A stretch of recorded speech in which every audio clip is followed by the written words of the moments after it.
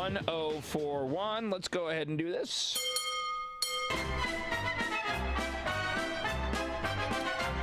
Let's take a look at your never-ending parade of stupid this morning. Those who may be new to the show, the never-ending parade of stupid is just what we call it, a never-ending parade of stupidity. Led by our former Tucson trolley on 4th Avenue, which we killed off to make way for the modern streetcar, doing that thing with my fingers because we're just brilliant that way. Driving that old trolley on the never-ending parade of stupid this morning is Tim Steller in the Arizona Daily Star.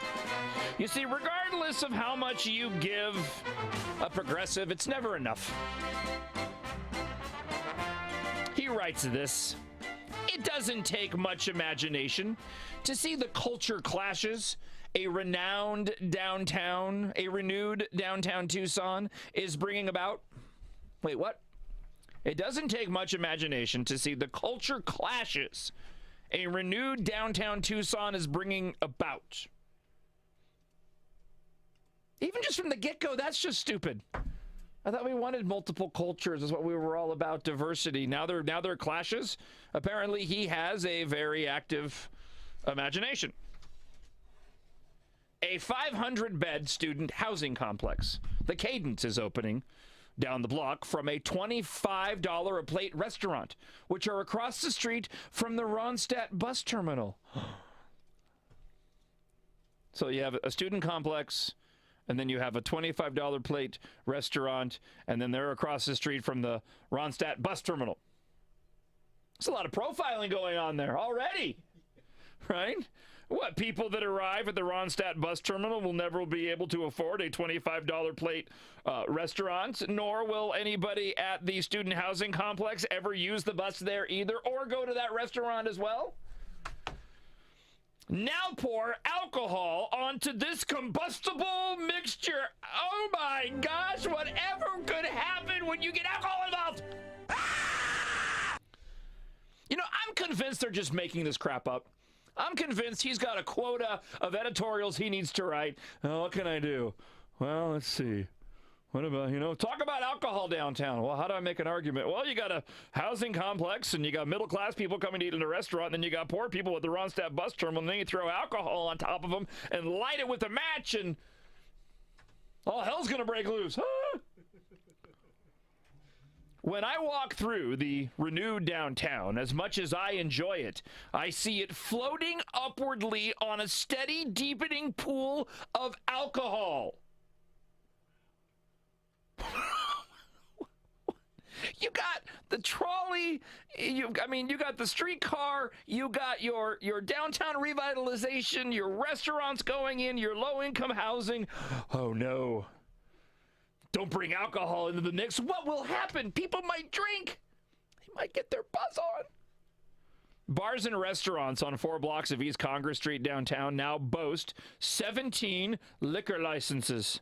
And those on adjacent blocks have another 9 state records show. Isn't that what they wanted? Right? How does Las Vegas survive?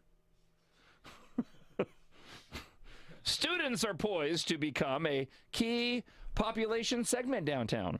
And with the streetcars to start running between University of Arizona and downtown within a year, the city center will increasingly be a major gathering point for both students who just came of drinking age and middle-age and up adults enjoying a sophisticated night out. Wow, the snobbery just oozes from the pages, doesn't it?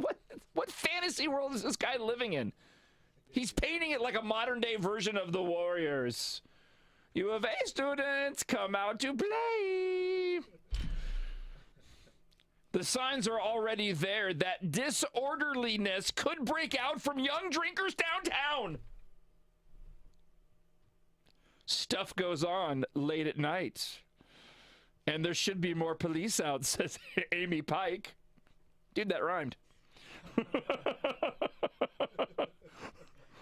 Owner of the shop at 21st East Congress called The Perfect Pantry. I'm gonna assume she doesn't have a liquor license there. Although alcohol-infused pantries are a really good idea. I'm just saying. Pantry products.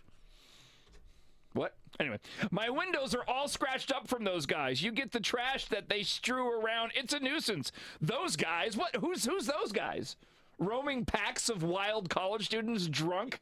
Is that what they're referring to? How do we know one's got anything to do with the other? Those guys. That's racist. If we actually knew who she was talking about. And that's before the opening of World of Beer. Honestly, says Tim Steller, nothing symbolizes booze flowing downtown like this place. Yeah, you dummy, it's in the name. It's World of Beer. It's not World of Civility, it's World of Beer. Nothing symbolizes booze flowing downtown like this place. Yeah, it's probably their slogan. World of Beer, we symbolize booze flowing downtown. Proud of it. Pour yourself a pint, which has leased a spot on the ground floor of the Cadence. Oh no. Also, baby boomers increasingly coming downtown present new challenges. As people get older, they get more vulnerable. He can't be serious, right? He's making this up. He needed to write an editorial, so he just concocted this ridiculous argument that we're going to have this volatile mixture of middle-class people, poor people, and drunken college students. More on this coming up on The Truth.